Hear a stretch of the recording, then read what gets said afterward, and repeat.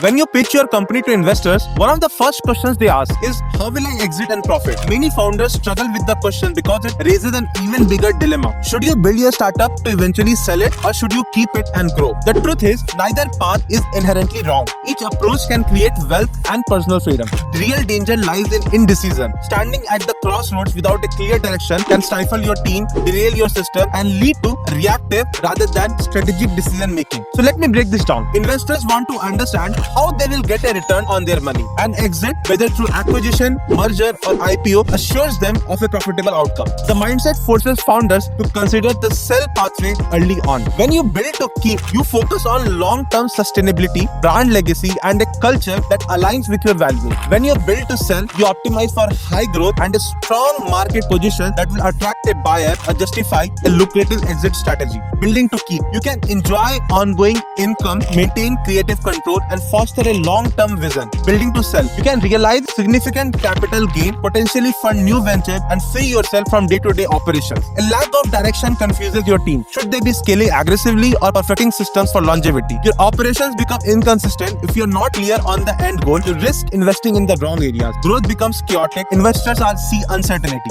So choosing a clear path, whether it's building to sell or building to keep, is less important than making a decision and aligning your entire strategy around it.